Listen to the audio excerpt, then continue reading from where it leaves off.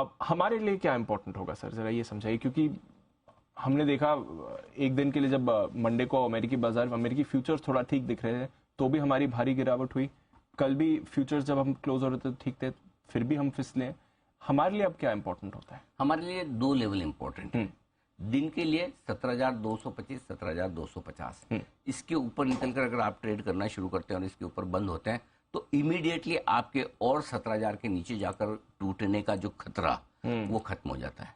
Okay. तो 17,225 से 25 point की लिबर्टी लेकर मैं 17,250 कर रहा हूँ।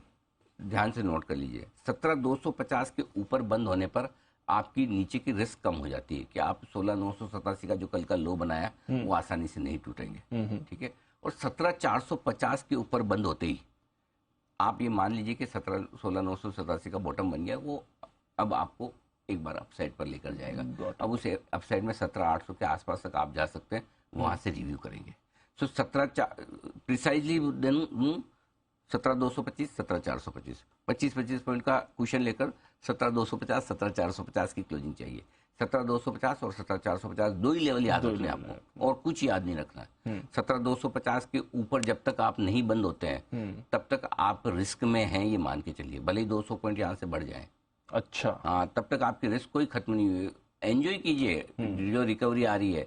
रिकवरी में अगर सब कुछ ठीक हुआ आप बढ़कर 17,450 तक जा सकते हैं, नहीं ठीक हुआ तो 17,250 के आसपास से आकर वापस 17,000 और उसके नीचे जा सकते हैं। तो 17,250 के ऊपर बंद होना पहली रिक्वायरमेंट है और 17,450 के ऊपर बंद होना दूसरी रिक्वायरमेंट है।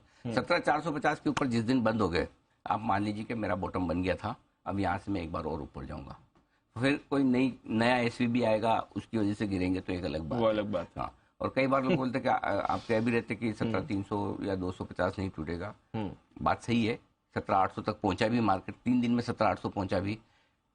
हर बार कभी न कभी कोई न कोई चीज ऐसी आ सकती है जो अननोन हो, अनएक्सपेक्टेड हो, और इसीलिए लेवल्स की इंपॉर्टेंट कि जैसे ही 17,250 के नीचे आप बंद हो रहा है क्यों आपको स्टॉप लॉस ट्रिगर करना चाहिए, ताकि हर एक चीज की कभी भी कोई भी लेवल हम लाइफ लॉन्ग सेफ रहेगा, नीचे का या ऊपर का उसकी गारंटी नहीं है।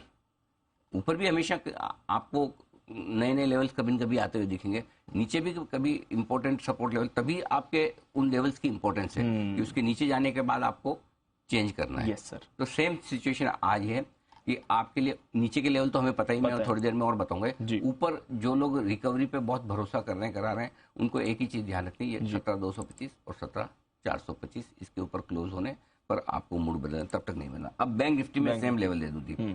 बैंक निफ्टी में आपको जब तक 40,500 इसके ऊपर बंद ना हो तब तक आपको रिस्क में ही रहेंगे आप।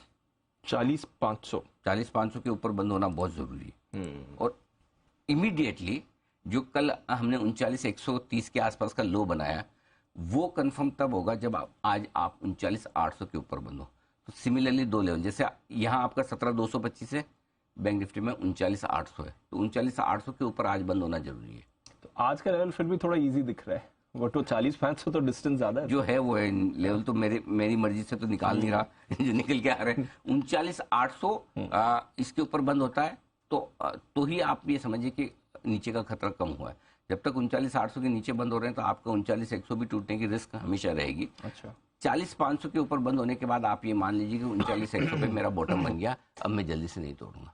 तो सिमिलरली जो लेवल निफ्टी के लिए दिए हैं वो बैंक निफ्टी के लिए 39,800 और 40,500 है। बस ये चीज ध्यान रख के बाकी सब लेवल भूल जाइए। ये दो लेवल दोनों ध्यान रख लेंगे और दोनों क्लोजिंग बेसिस पे, तो उससे क्या आपका काम हो जाएगा आसान। अब आज की स्ट्रेटजी एक बहुत इंटरेस्टिंग बताता हूँ। आज गैप से खुलते हुए दिख रहा है, हो सकता है गैप से खुलने के बाद थोड़ा बहुत और आप बढ़ें, 17,200 225 तक जाएं, पॉसिबिलिटी। मतलब एक प्रॉफिट बुकिंग वाला मामला आएगा हमेशा, जब भी है ना पहली रिकवरी में थोड़ी सेलिंग आती है।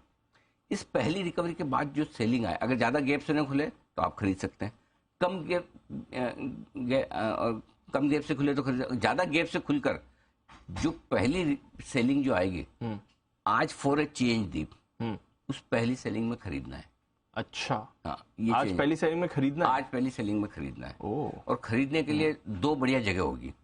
या तो कल की क्लोजिंग, गैप से खुलने के बाद वापस आप कल की क्लोजिंग के आसपास आए, यानी कि निफ्टी पर 17,050, या कल का लो।